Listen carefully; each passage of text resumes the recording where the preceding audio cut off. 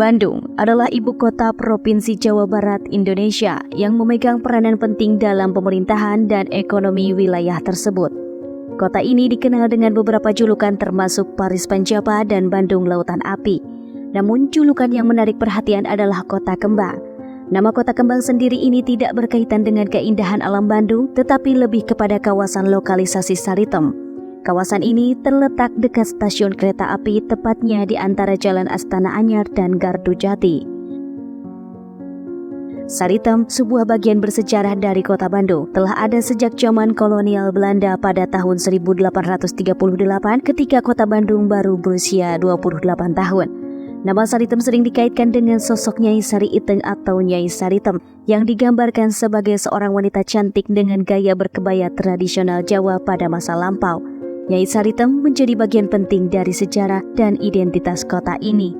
Terdapat beberapa versi terkait dengan identitas sebenarnya Nyai Saritem dan asal-usul namanya. Versi pertama mengisahkan bahwa Nyai Saritem diambil dari seorang gadis desa yang khas di Kota Kembang. Saritem digambarkan sebagai seorang wanita cantik dengan kulit hitam manis. Keindahan Saritem ini menarik perhatian para pejabat Belanda pada masa itu. Saking tergila-gilanya, Saritem kemudian dijadikan kundik oleh Belanda tersebut dan dijuluki Nyonya Belanda. Nama gadis itu pun berubah menjadi Nyai Saritem. Pejabat Belanda yang memilikinya meminta Nyai Saritem untuk mencari wanita-wanita yang bisa diajak kencan oleh para serdadu Belanda di kawasan Gardu Jati, yang merupakan markas militer Belanda saat itu. Dalam misi tersebut, Nyai Saritem diberikan sebuah rumah yang cukup besar. Dengan diberikannya fasilitas berupa rumah-rumah besar, jumlah wanita yang Nyai Saritem kumpulkan semakin bertambah. Di kawasan lokalisasi tersebut, para wanita tampil di depan setiap rumah mengenakan kebaya khas pribumi.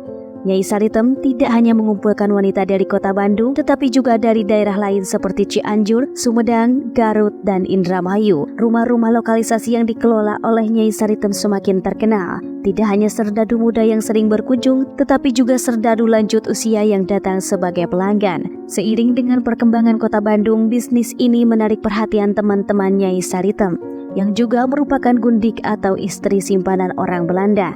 Mereka tertarik untuk membuka usaha serupa. Bahkan setelah Belanda kehilangan kekuasaan pada tahun 1945, bisnis ini terus beroperasi tanpa henti, menarik pelanggan secara terus-menerus. Kisah ini sangat terkenal di masyarakat Bandung dan menceritakan tentang seorang wanita cantik bernama Nyai Saritem yang menjadi tokoh sentral dalam industri perdagangan wanita di kawasan tersebut. Namun versi lain mengatakan Saritem memiliki nama asli Nyimas Ayu Permatasari. Ia dilahirkan di Parakan Muncang, Sumedang pada tahun 1840 dan meninggal di Bandung pada tahun 1920. Versi ini juga menyebutkan bahwa foto seorang wanita cantik mengenakan kebaya yang beredar adalah Nyai Saritem atau Nyimas Ayu Permatasari. Nyimas Ayu Permatasari sendiri adalah istri seorang Belanda yang tinggal di daerah Kebun Tangkil, Bandung, di sekitar lokalisasi yang sekarang disebut Saritem. Dengan dukungan finansial suaminya, ia berusaha menyelamatkan gadis-gadis Pasundan dari cengkraman mucikari di kawasan ini. Kisah ini menunjukkan bahwa sejarah Saritem memiliki dua versi yang bertentangan. Apapun versinya, yang pasti lokalisasi perdagangan wanita di Bandung sudah ada sejak masa kolonial Belanda dan menjadi bagian dari sejarah kota Bandung. Meskipun pemerintah secara resmi menutup kawasan lokalisasi ini pada 17 April 2007, praktik di Saritem masih berlanjut.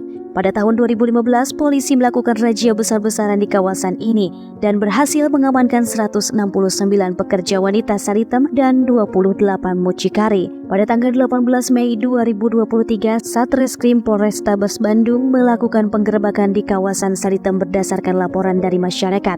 Dalam penggerebekan ini, aparat kepolisian berhasil mengamankan 2 mucikari dan 29 pekerja wanita. Para wanita yang diamankan mereka berasal dari Indramayu, Sukabumi, Subang, dan Cianjur.